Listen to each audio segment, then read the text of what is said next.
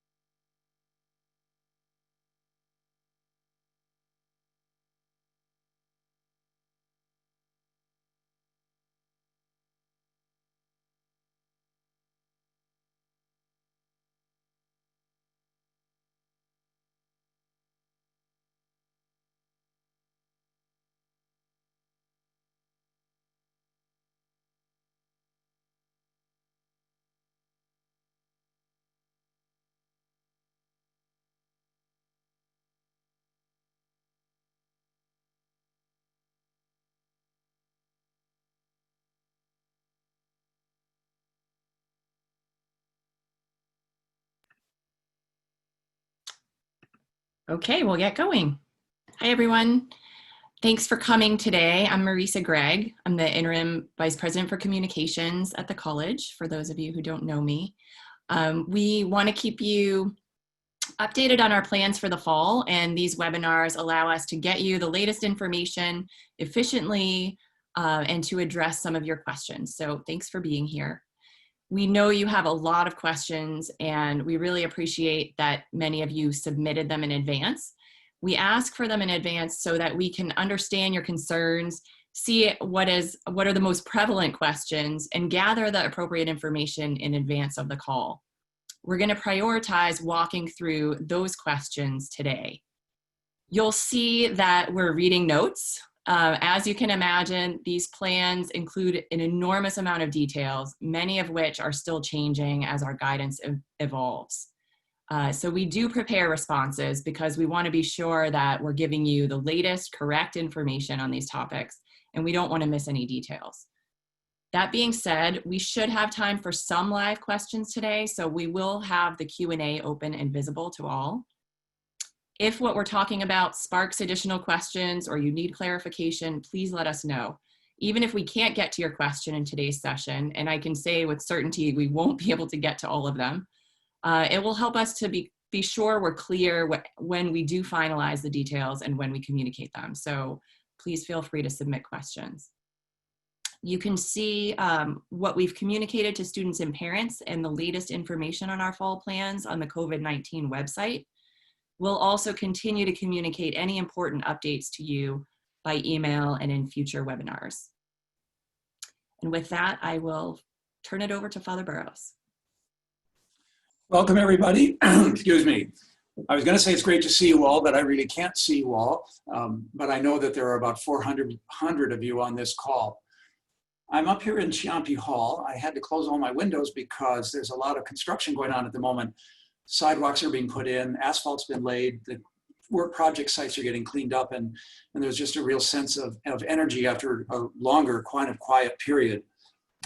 So we haven't met in a few weeks, and as Marisa indicated, we hope to do this more often, so we'll be probably having one in the next week or two soon to continue the conversation. So much information is just coming to us, so many questions are unfolding, so many issues are then popping up that it's very hard to have a strict sense of what's here and keep you informed without doing this on a rather regular basis. Now, as Marisa noted, the Q&A function is open again for input today.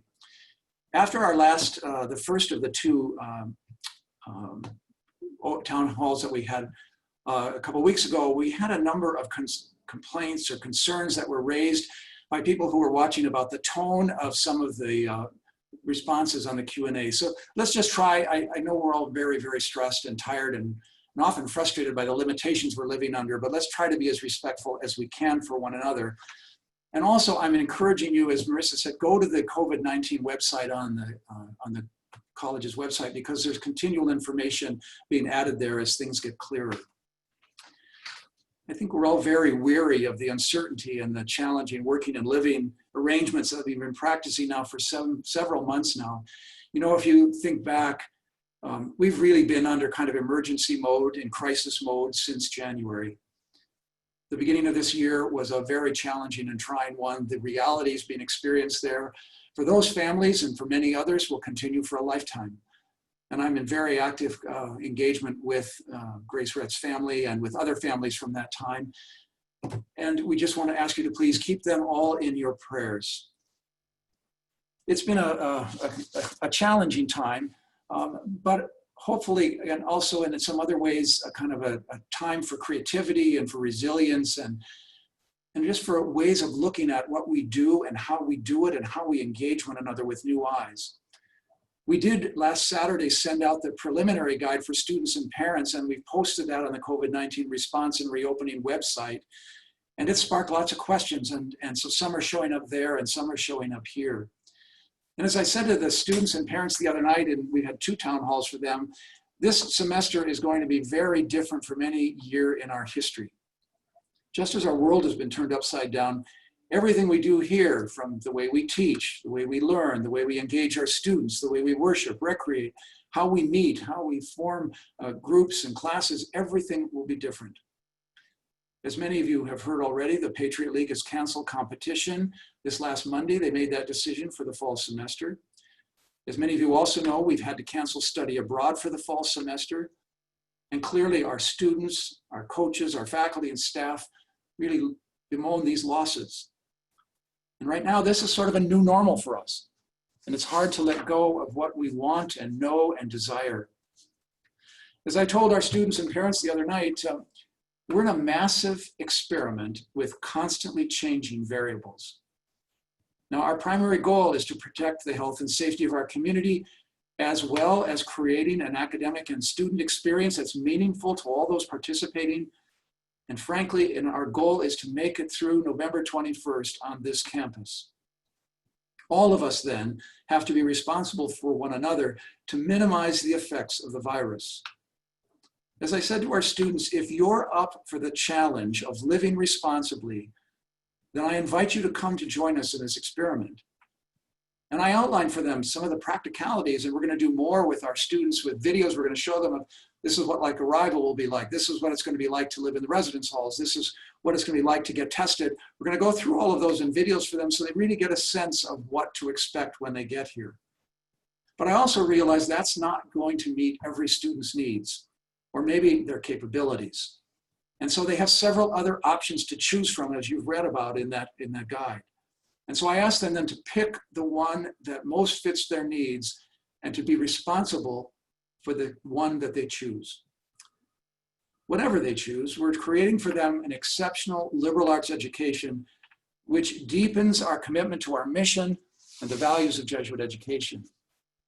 I know that so many of you have been meeting all during the summer. You're revising classes, you're working with groups.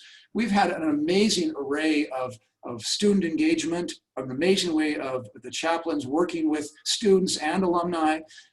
Many of you are doing your advising online. You've been learning new techniques on how to teach. It's amazing how much the community has continued to gather over the summer and is preparing for the fall. Each constituency has been remarkably creative and engaged and resilient and committed. And I think our students and our parents are taking notice because I'm hearing from a lot of them. So I want to thank you for everything that each of you are doing and will continue to do in the months ahead.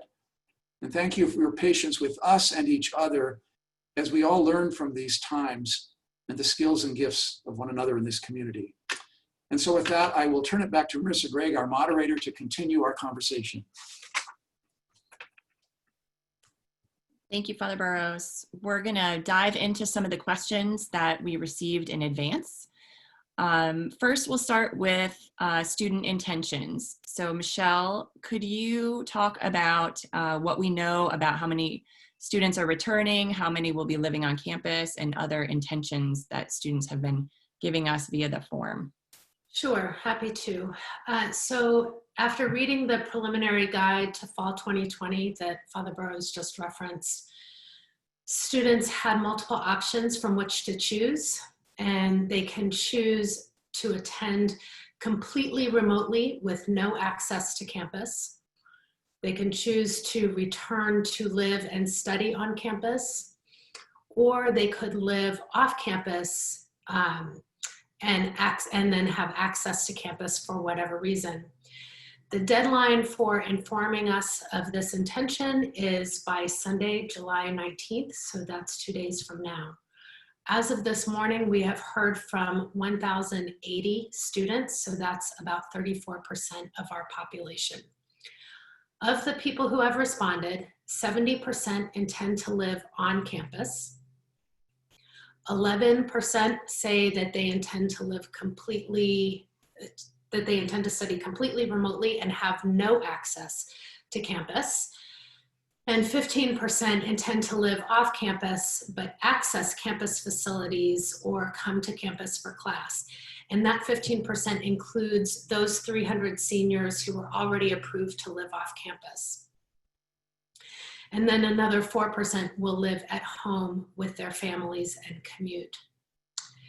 So the students also had the option to indicate if they were going to take a leave of absence or if they're a first-year student to defer their enrollment. And so I'll give you all of the actual leave and deferral data. And since the end of spring semester, 5 students have been granted a leave of absence and 1 additional student has requested leave this week. And from the incoming class, 8 students have been granted deferrals for their enrollment. 12 more have requested a deferral, and those requests are being evaluated. And then approximately 20 additional students have requested information about the deferral process. So that's it. Thank you. There is some concern that under-resourced students may be less likely to return. So Margaret, I was wondering if you can talk about what we're doing to ensure that those students are able to return. Sure. We are monitoring which students, the different student groups as the responses are coming in to see if we see any trends in who's choosing to return and who's not. We don't see any real trends right now, but we are trying to pay attention to that. We're obviously concerned about students' ability to continue their academic program. So for the students who stay home, we're going to reach out to them and make sure that we can provide additional technology support and or internet access if they need that, if they choose to stay home. In addition, if you remember, we did roll back tuition this year to last year's level to try to provide a little bit more support for all families. And the financial aid packaging was adjusted so that for students who have need-based aid, when we typically package, we assume that they're going to contribute about $2,400 to their bill based on summer earnings, and we removed that assumption. So all of the financial aid students got a little bit more money as they are in their financial aid package this year based on that change. So financial aid continues to speak with students. The packages were released earlier this week. We have about 15 students who have appealed their financial aid package at this point based on changes in their income in 2019. So the packages are based on the 2018 income. They said they had a significant change in 2019. We will evaluate all of those and give students a response to that. For families that might have had an impact in 2020, we will look at their financial aid packages for the spring once the 2020 year is completed. So we've notified them that we will reassess in the spring. Great, thank you. While we're talking about financial aid, can you talk a little bit about what happens with student work study? And we also have some departments asking about hiring student workers and whether they can still do that as they have in the past. So students were awarded work study as part of their financial aid package this year, and there will be work study opportunities available. I expect that they're going to shift around. We're still trying to figure out what kinds of work study positions will be available. We're all working our jobs in a different way, so they too will have to work their jobs in a different way. We will be meeting this week with HR and others to try to think about where those work study jobs are. There are also new opportunities for students that we're trying to create. I mean, I will need students to assist faculty who are teaching in a hybrid fashion probably, or maybe to provide some assistance, technology assistance for faculty who are teaching online. So there will be some work study jobs available, and we will start posting them through the student employment site in HR. Thank you. Can you talk a little bit, Margaret, about courses and what is the breakdown of courses that'll be online versus in person? So about 70% of the courses are going to be online and about 10% in person. I think that, and the remainder will be in hybrid format. As you know, we gave faculty the choice to decide what the best format was for their course. And so that's where we stand right now. We have notified students that those formats might change as faculty continue to develop their courses and as we move into the fall semester. Thank you. I'm going to go back to Michele. As you know, students are very concerned about what life will be like for them on campus. And many of our faculty and staff are also asking us, what will life be like for students on campus? Yeah, sure, thanks. Certainly, I think as we can all imagine, students are very concerned what their day-to-day will look like on campus. They are concerned about their co-curricular activities, opportunities for exercise, and how they will get to know new people and socialize with their friends. I have definitely stressed to them that we want them to have all of this as well, right? We are also concerned, and we are committed to creating these opportunities within the appropriate health and safety guidelines. All of us recognize that the out-of-classroom experience is an important part of the Holy Cross education. And our collective goal is to ensure that these valuable activities are able to continue as much as possible in a manner that promotes community while also maintaining our commitment to health and safety.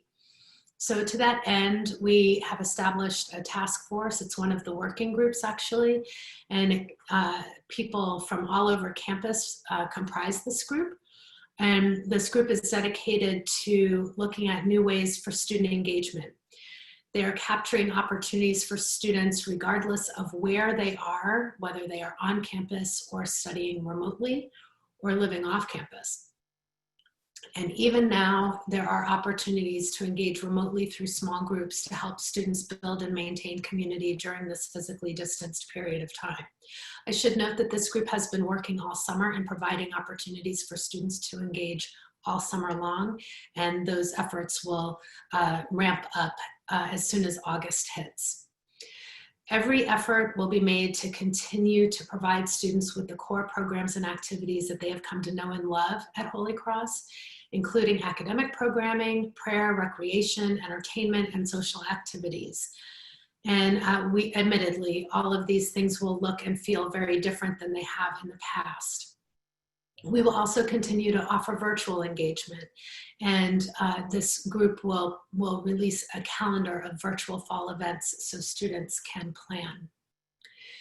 In-person engagement, as you might imagine, will be in smaller groups and most likely outside, and certainly subject to physical distancing, gathering limits, and the health and safety guidelines, including wearing masks. This means that we will likely need to postpone some of our larger fall activities like homecoming, family weekend, and senior ball, which is a huge disappointment to our students, but that is what it is. And students living on campus will be encouraged to get outside as much as possible, both on their own and through organized programs and activities. Current programming space will need to be adjusted to encourage students spending time outdoors. We've let students know that intramural and club sports have been postponed, and the construction of the gym has been delayed due COVID restrictions. Opportunities for exercise will mostly be outdoor. And again, some of these will be organized, some of them will be individual challenges. These are really important though, because I think students' physical and mental health and emotional well-being are all predicated on people's ability to get some exercise. We're also looking into whether or not we can make the pool and or the ice rink available for recreation. And there are a lot of health restrictions related to those, so I'm crossing my fingers for that. At this time, the state, so the Commonwealth of Massachusetts, is limiting gym use, and we will follow whatever restrictions the state has in place. We're still working on what these restrictions mean for our particular facilities and programming, but our goal is to have a lot of opportunities for students to stay physically fit. And again, their mental and emotional health is dependent upon that. All students, including those living off campus, will have opportunities to engage virtually as we expect to continue and expand our virtual programming that began over the summer and will continue through fall semester. Most student clubs and organizations will be able to operate. They will continue to meet and program, although they will be encouraged to do so virtually in order to be inclusive of those students who are completely remote. And when there is a need for an organization to meet in person, they will have the same kinds of restrictions placed on them in terms of gathering size and physical distancing. We are asking students to limit their visitation to other students in other residence halls and to do their socializing outdoors or in other larger campus spaces so that we can comply with guidelines for gathering and also to minimize carrying any sort of virus across campus. Thanks, Michelle. You're welcome. Can you talk about plans for masses on campus in the fall? Sure, yes, and thankfully I was able to connect with Mary Beth just yesterday on this one. So the chaplain's office is working on a plan for masses for the fall, and we don't have a final schedule, but we do know that we will be holding mass in the chapel, and of course that means that seating will be limited. We will also be live streaming mass so that students and community members who cannot attend in person will have the opportunity to participate online. And then the chaplain's office is also looking at similar kinds of opportunities for people of other faith traditions to pursue their faith as well. Thank you. You mentioned mental health with regards to exercise. Can you talk a little bit about how we are caring for students' mental health? Yeah, thank you, Marisa. So this is a question that is weighing very heavily on all of our minds, particularly when we're thinking about students who may need to isolate or quarantine on campus. Helping students get outdoors and creating opportunities for healthy ways are key strategies for promoting mental health. And then obviously students in isolation or quarantine will not be able to do that. And so the Counseling Center is taking proactive steps for students' mental health. And we have let students know that we have expanded their access to Protocol, which is the service that provides certified mental health counseling over the phone.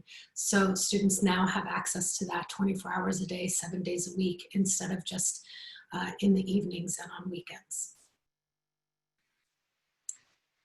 Thank you. Can you talk a little bit about how you will enforce behavior expectations on campus and how can we enforce them off campus? Sure, thanks. Certainly something I think a lot about.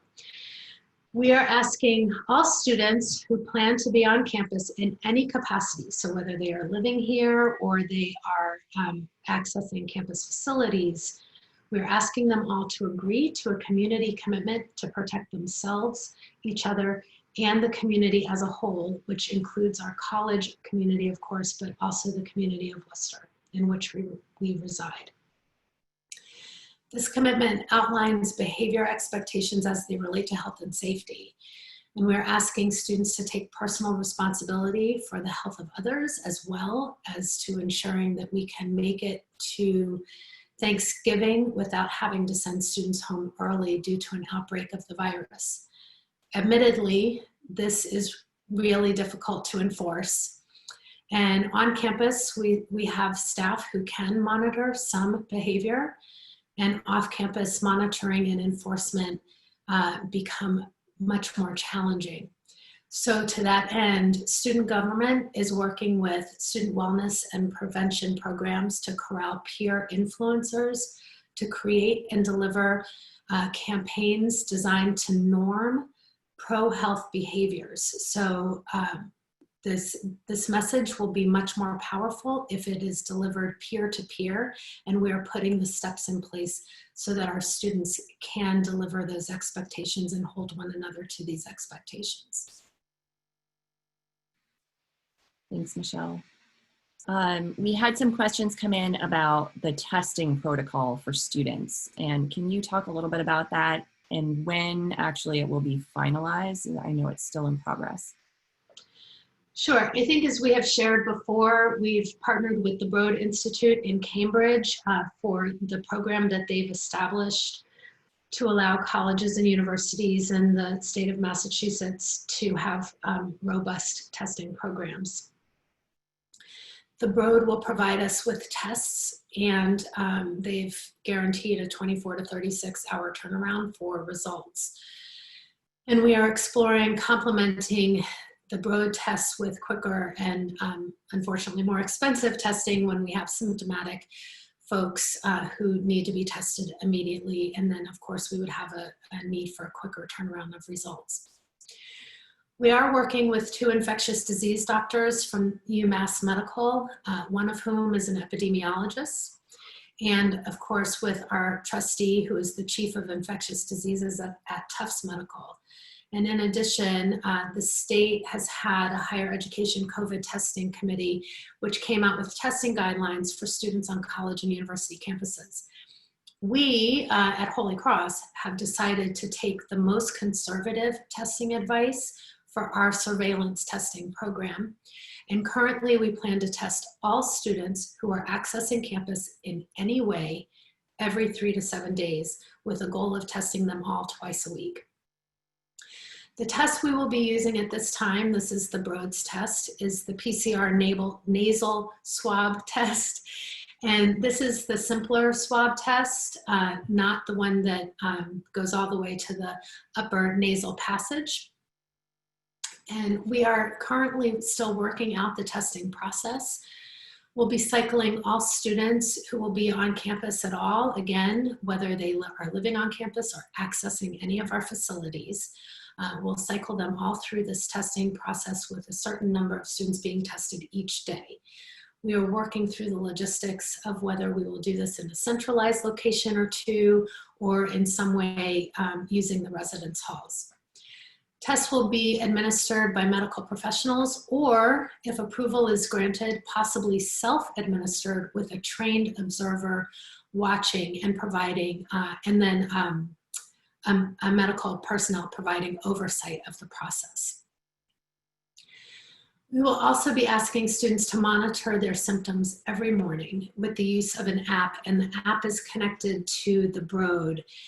Anyone who has any symptoms will be called in for a test, and anyone who reports symptoms consistent with COVID to health services will also be called in for a test.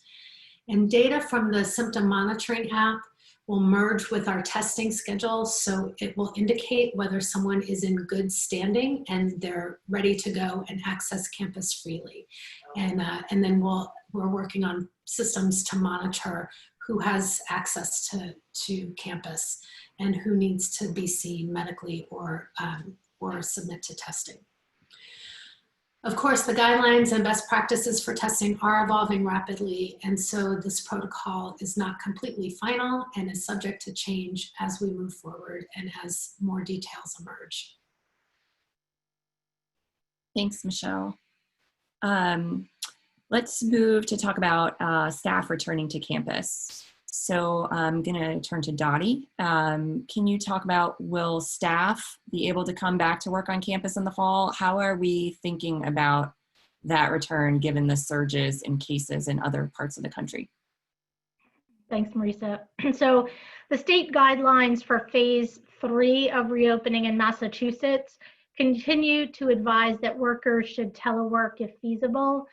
There are occupancy limits at 50%, allowing that the state guidelines might change by the fall. For jobs where remote working is an option, employees should continue to expect that they will continue to work remotely for at least some of their work week for the foreseeable future. On the COVID website under faculty and staff, you'll find some information about returning to work. I think each department will develop plans. Then those plans will go through the return to work process or return to campus process.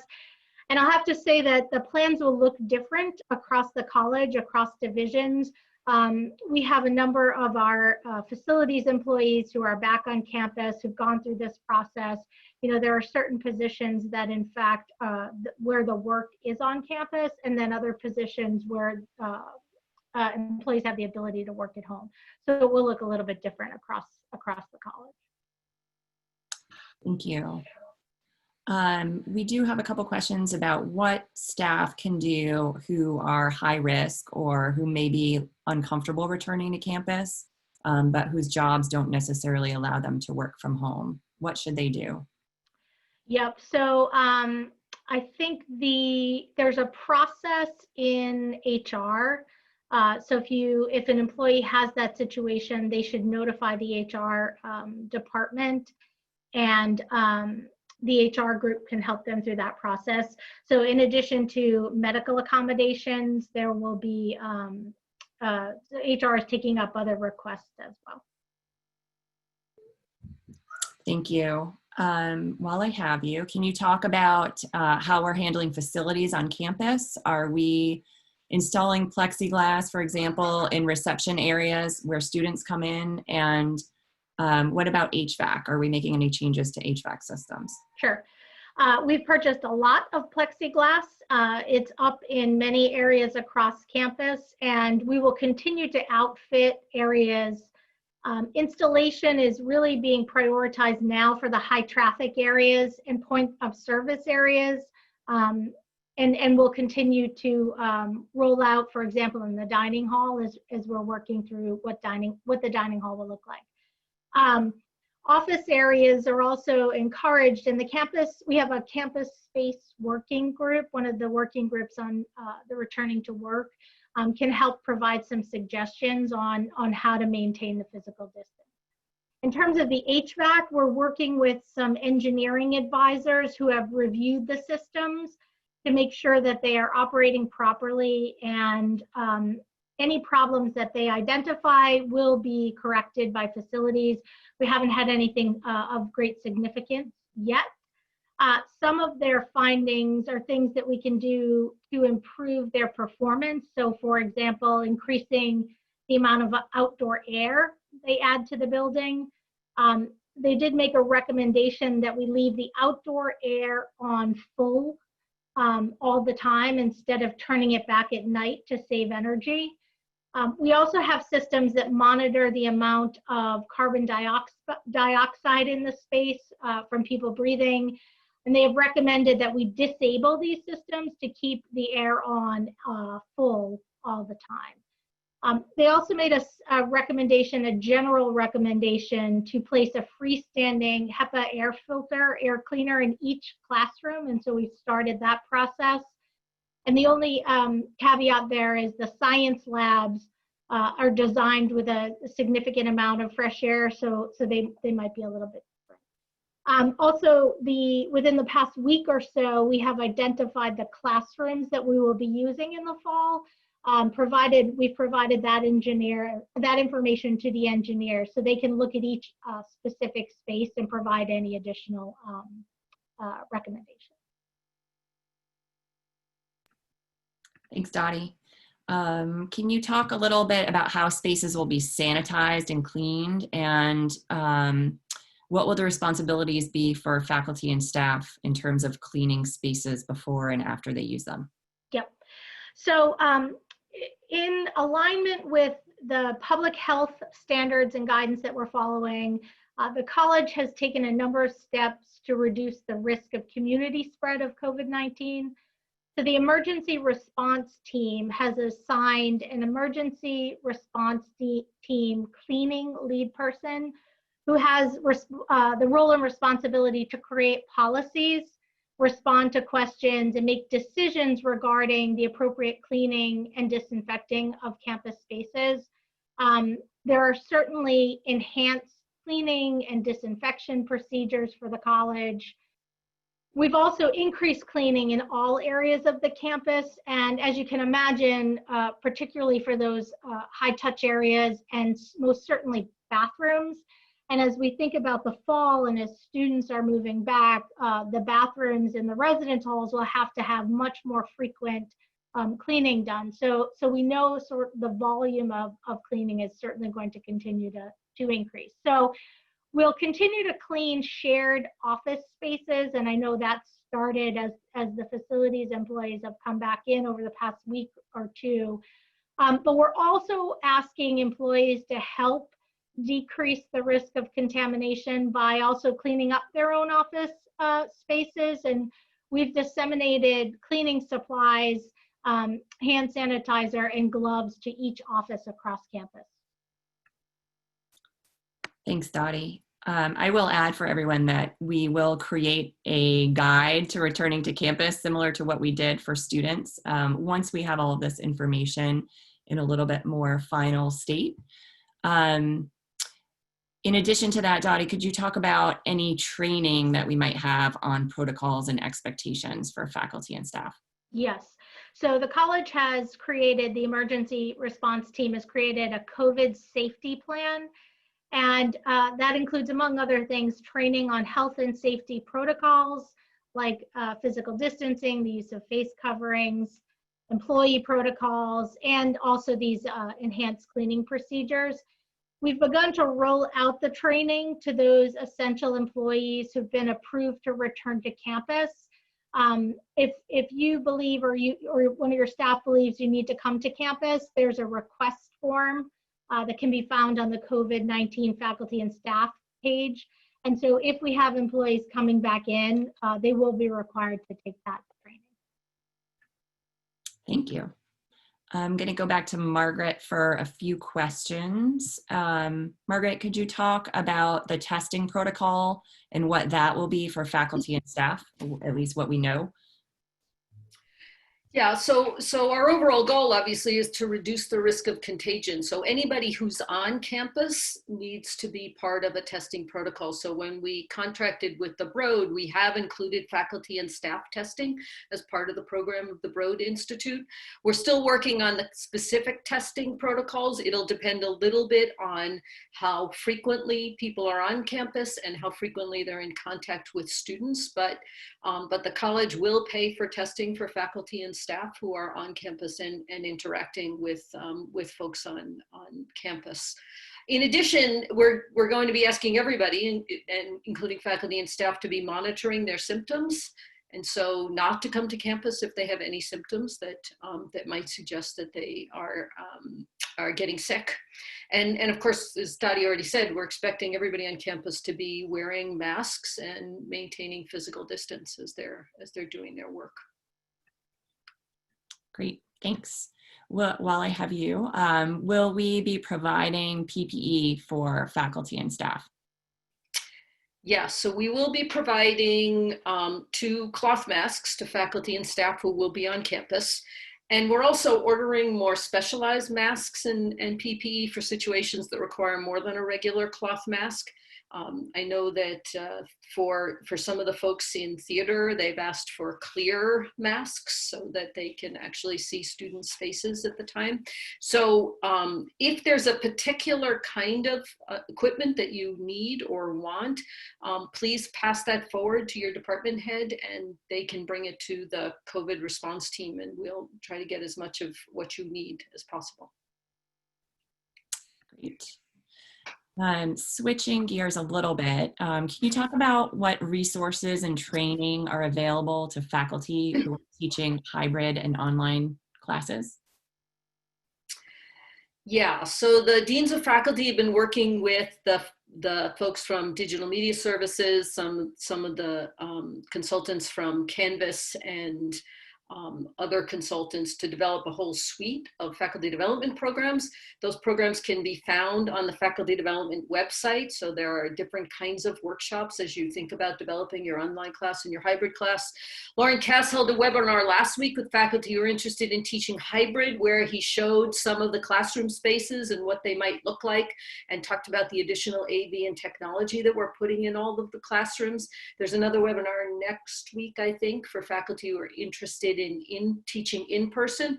If you missed those webinars and you have some questions about what the spaces will look like, I think Lauren is the best person to ask about that. If you have other questions or other suggestions for workshops that you might want or information that you might need, you can contact the deans of the faculty. They'll be happy to work with you to try to figure that out. And the deans of the faculty are also working with department chairs and the curriculum committee to develop guidelines for online courses, including expectations for synchronous content and things like that. So that information will be coming out shortly. Thank you. I have one more for you about visitors to campus. So will we be allowing prospective students, athletics recruits, family members visit campus? So obviously we want to put severe limitations on the number of visitors on campus.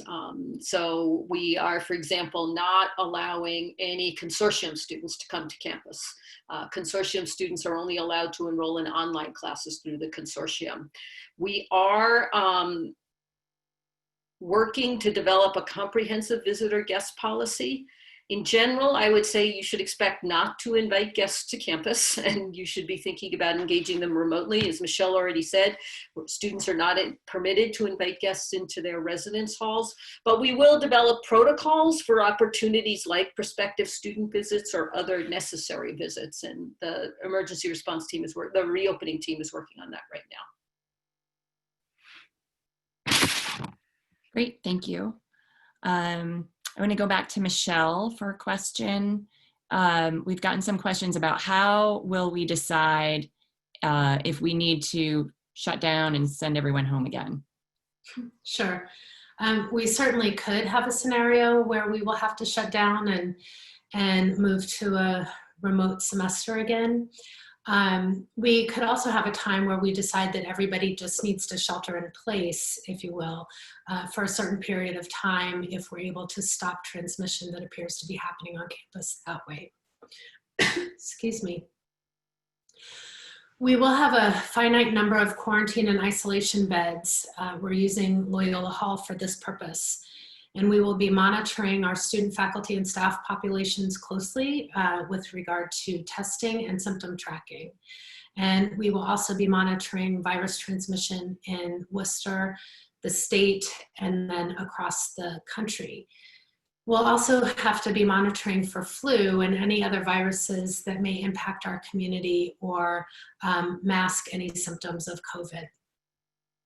And we'll be in close contact with our local hospitals and public health agencies to understand capacity. And then, of course, as I mentioned, we're working closely with infectious disease docs from UMass, and we will be consulting with them on an ongoing basis about all of these data so that we are getting a full picture at all times. And then that will help us make our decisions so that if we see a spike that we cannot control through quarantine and testing, through quarantine and isolation, then that's when we would be making a decision. Great, thank you. Can you talk a little bit about if students test positive, what will happen, and contact tracing, how that will work? Yeah, sure, thank you. So certainly if students test positive, we'll need to move them into isolation space on campus. They'll move there immediately, and if they live within 250 miles of campus, we have let them know and their families know that we will need to have them have a family member come and pick them up within 24 hours of diagnosis. and take them home for the duration of their illness. And like I said, we have limited isolation and quarantine space, so that's why we are doing that. And we have explained all of that to students and families. And then, of course, there are students who live within the 250-mile radius who have extenuating circumstances at home, and so we would allow them exceptions to isolate on campus. If students live further away than the 250 miles, then those are the folks that we would focus our attention on to isolate them for the duration of their illness, again, in Loyola Hall. Anybody in isolation or quarantine on campus will have all of their meals delivered to them and any supplies that they might need. And then students who are ill, so they're isolating, we will also be monitoring their health very regularly as well. So when a student tests positive, we will have college contact tracers speak with them regarding all the people they've been in contact with in the previous 2 weeks. Close contacts then will be contacted by the contact tracers using best practices for these types of calls. And then any close contacts who are students who live within 250 miles will be asked to quarantine at home. And that would be for a 14-day period. And then we would give them instructions for how to check for symptoms. And then students who live further away would be allowed to quarantine on campus in our set-aside quarantine space. And then we will have to share protocols with quarantining students about safe return to campus life.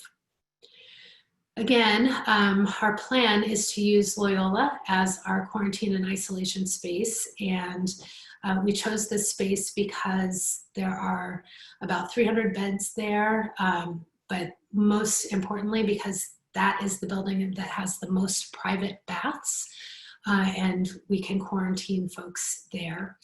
And ideally, students who need to quarantine, quarantine requires students having a private bath, so that helps us if we use Loyola.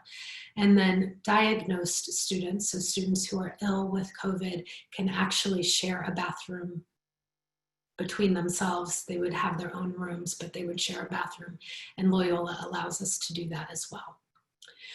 We will also be asking off-campus students to return home if they live within 250 miles, or to isolate in their off-campus home, and then their roommates would then need to quarantine at home, just like we would do if we had illness in our own family, in our own households. And we will provide instructions for them to do that. Thank you. I'm going to go back to Dottie. We have some questions coming in about office spaces, and are we reconfiguring office spaces? Also, how are we reconfiguring spaces like Cool Beans or Kimball and other spaces on campus? Yep.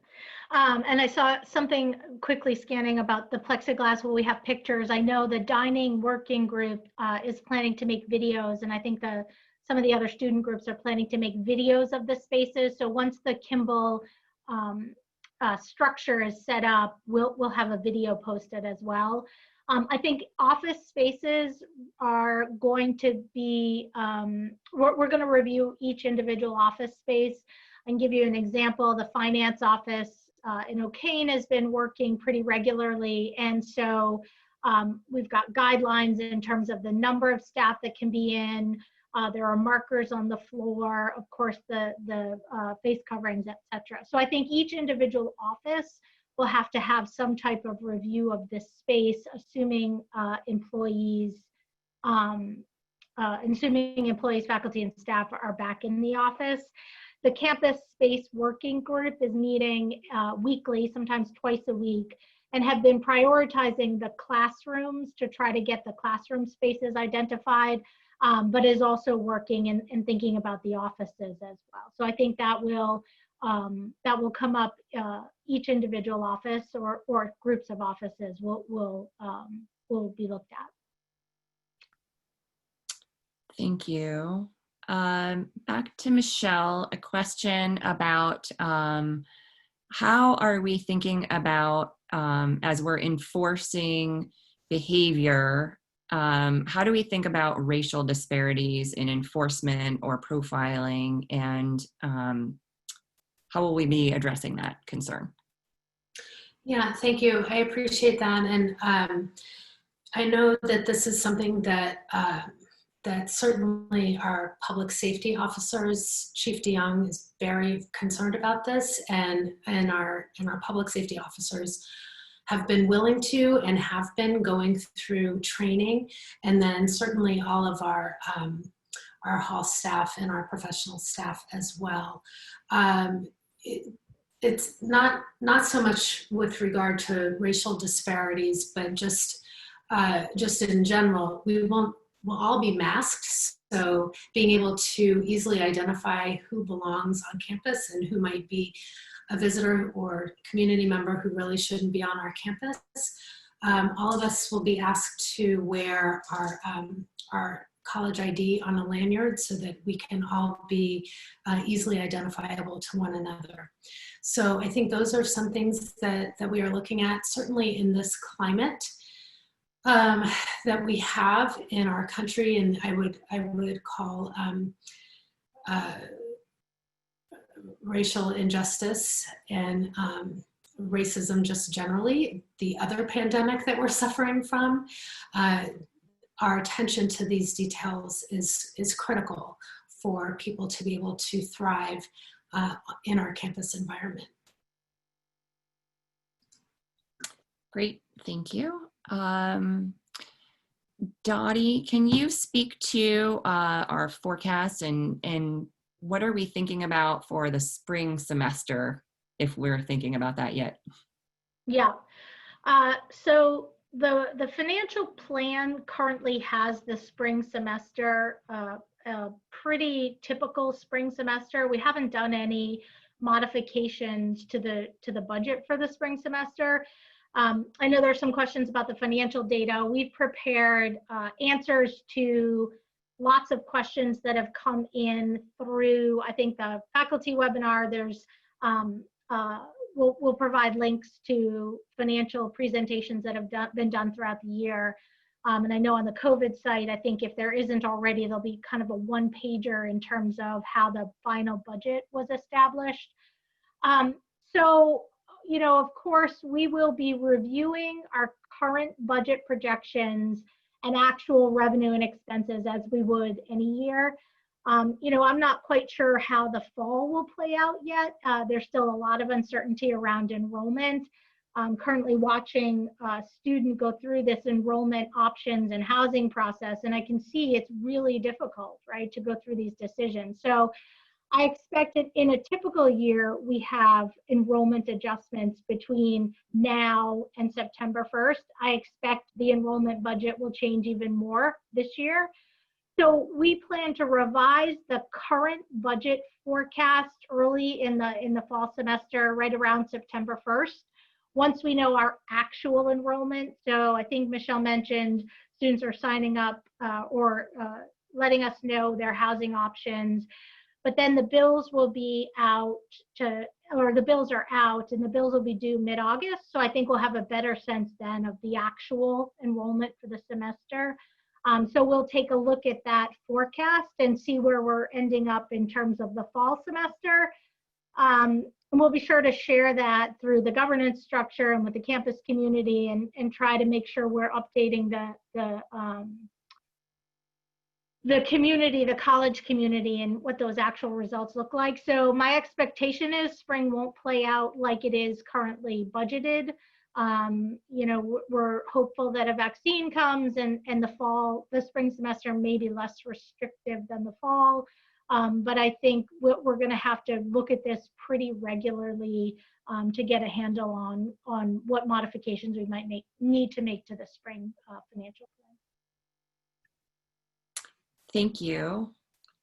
We have a couple questions, just people looking for clarification on contact tracing. Michele, is contact tracing, does that include only students, or how would that work for faculty?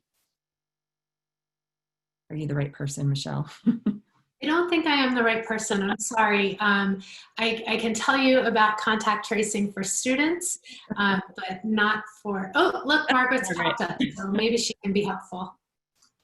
Yeah, the contact tracing protocol will be to contact everyone that someone has been in touch with. And so so certainly if a student reports that they have had contact with a faculty member, that they will, we will notify the faculty member or the staff member that they've had a close contact and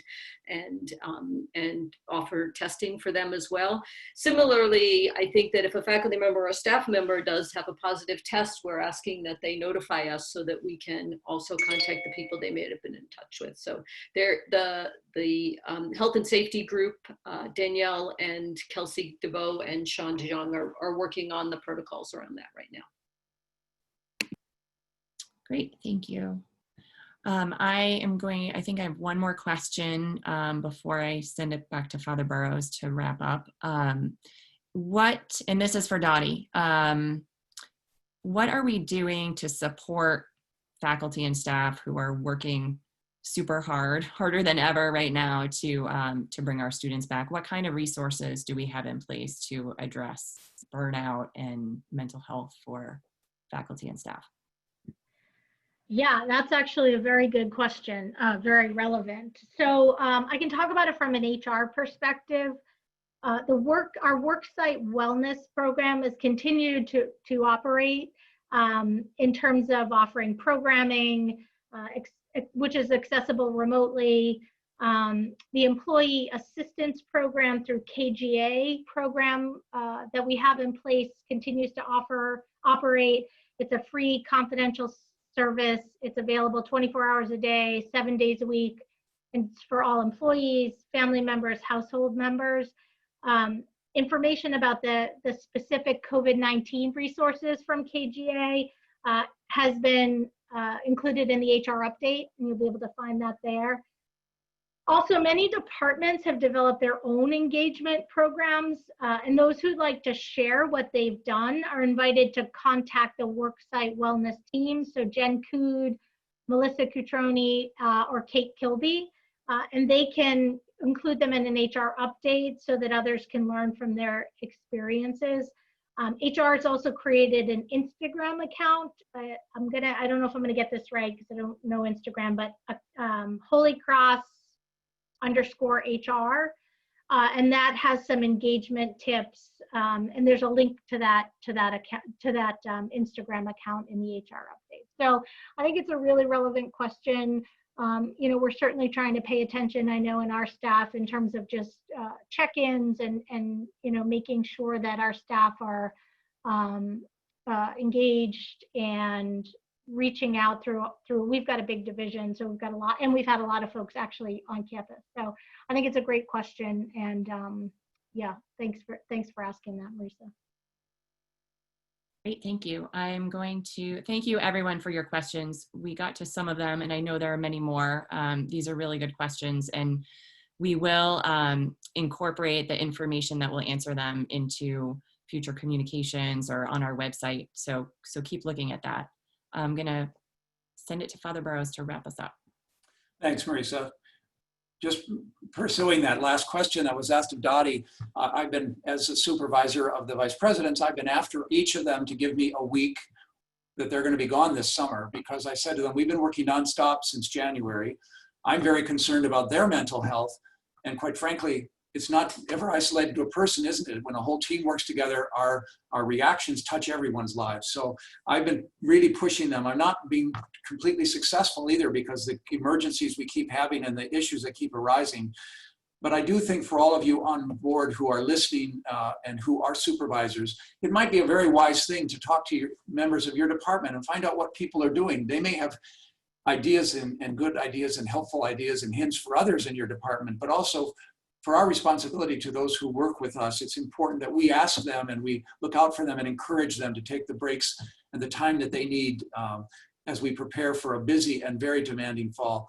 It's not just going to be all these realities that have changed on our fall in terms of how we teach and how we interact with one another physically. It's also going to be the issues around BLM and all the questions about anti-racism that we're going to be facing and really hopefully grappling with. But we have an election year coming up. There's going to be a lot of stress that we have to face in addition to the pandemic. And I hope that we'll be attentive to our own needs and the needs of those around us. You know, I don't think any of us signed on for this experience in life or in work. My hope is that together, we will find ways to reach across differences or differences of opinion or differences of perspective and find ways to work together effectively so that we're in this adventure together, this experiment together. None of us can manage it by ourselves. We all need one another in it. And interestingly too, especially when I listen to some of the students talk about what they're trying to do for other students, the challenges they face are really bringing them into some extraordinarily creative and resilient places. And I'm just watching on my team and how the energy shift. You know, one day it's a great day for me and it's a rough day for someone else. It's helpful when we're not all in the same place because we can draw on the strengths and the energies and the support of one another. And when we can do that very visibly and thoughtfully, it really does strengthen who we are for each other and what we mean to each other in our shared mission here at Holy Cross. So we'll be having another of these very soon, but thanks for tuning in today. Thanks for your questions. And please keep your eye open on the COVID-19 site because we'll be answering questions as they come through. We're trying to review them on a somewhat of a regular basis and trying to get the answers you need. I hope you all have a peaceful weekend and do get a break from here. Bye now.